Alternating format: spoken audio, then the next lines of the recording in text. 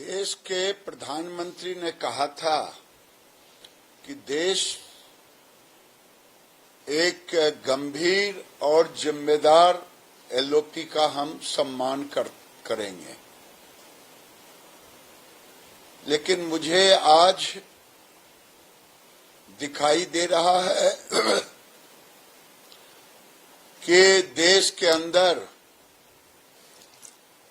बाढ़ से राज्य तबाह है, सामाजिक विषमता है। कहीं मजार को लेकर के महाराष्ट्र में, तो बिहार में मुहर्रम में फिलिस्तीनी झंडे फहराए जा रहे हैं और कहीं मुस्लिम नेता मास धर्म परिवर्तन कराने जा रहे हैं। ऐसी हालात में देश का एलओपी कहीं दिखाई नहीं दे रहे हैं। मुझे तो लगता है गुमशुदा की तलाश का एक नोटिस भी चिपकाना पड़ेगा और जो बताएगा पता उसे इनाम भी देना पड़ेगा और साथ ही साथ थाने में भी केस रजिस्टर्ड कराना होगा। ये हालात है देश के गंभीर एलओपी का। दुर्भाग्य है इस देश का।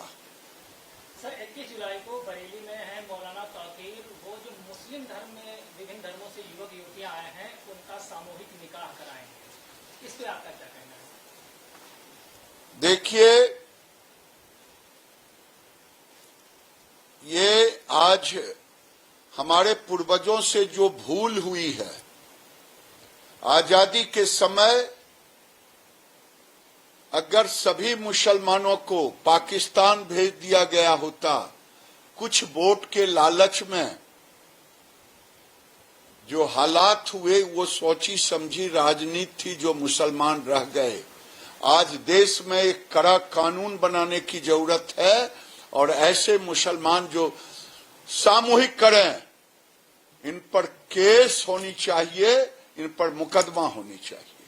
सर 21 तारीख को पहले जत्थे का धर्मांतरण कराएंगे और निकाह कराएंगे। 21 तारीख वो दिन है, 20 तारीख से सावन शुरू होगा, तो कहीं ना कहीं इसको लेकर विचार कुछ या कोई भविष्य कुछ और रहते हैं। देखिए, वो जानबूझ करके हिंदुओं पे प्रहार कर रहे हैं और एक हार्वर्ड यूनिवर्सिटी का रिपोर्ट है, उसमें दिखाता है कि आज 13-14 साल से जब हमारा कोई धार्मिक शोभा यात्रा निकलता तो ये पत्थर फेंकते, चाहे हनुमान जयंती हो, चाहे रामनवमी हो, चाहे अन्य शोभा यात्रा हो, कभी तलवार चलाते, कहीं गोली चलाते। लेकिन आज तक हिंदुओं ने उनके तजिया पर आजादी के बाद से लेके आज तक नहीं किया है। ये हिंदुओं के सब्र की परीक्षा न ले। सर वीआईपी के जो नेता है मुकेश सहनी, उनके फादर की हत्या कर दी गई है, लेकिन इसके ऊपर आरजेडी और बाकी जो पॉलिटिकल पार्टीज है सरकार पे हमलावर हो रही है। कैसे देखते हैं जो घटना हुई है? देखिए, ये राजनीति का विषय नहीं है। मुकेश सहनी बिहार के एक राजनीतिक नेता हैं। अगर उनके पिता की हत्या हुई है, ये मैं दुख जताता हूं और इतना जरूर कहूंगा कि अपराधी बच नहीं पाएगा और राज्य सरकार इसके प्रति गंभीर है, जैसा कि मुझे बताया गया है। मैंने भी जब जानकारी ली तो मुझे बताया गया है सरकार गंभीर होकर के अपराधियों को नहीं बख्शने का संकल्पित है। सर, समाजवादी पार्टी के नेता अवधेश सिंह कह रहे हैं कि बीजेपी भले जितनी भी मीटिंग कर ले, लेकिन अब उनका जो है अस्त होने की दिशा में है।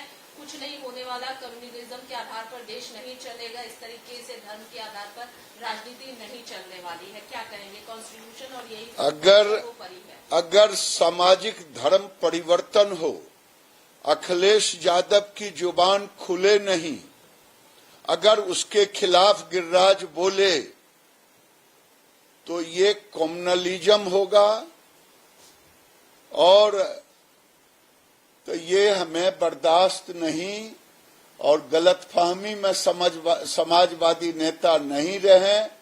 काठ की हांडी बार बार नहीं चढ़ती है। सर एक दुखद खबर है, जिस तरीके से 4 आर्मी के जवानों को टेररिस्ट हमले में उनकी शहादत हुई, क्या कहेंगे इस पूरे विषय को लेकर? देखिए, हम सब दुखित हैं। कांग्रेस कभी सेना के शौर्य पर प्रश्न चिन्ह खड़ा करते हैं, लेकिन आज अगर हमारे जवान शहीद हुए हैं तो हम सब दुखित हैं।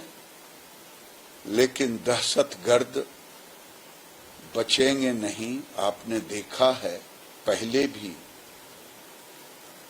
और आगे भी उनकी दुर्गति यही होगी। सर, श्रीनगर में प्रो पैलेस्टीन स्लोगन्स रेज किए गए हैं मुहर्रम के जुलूस के। आखिर श्रीनगर में किए गए, संसद के अंदर किए गए।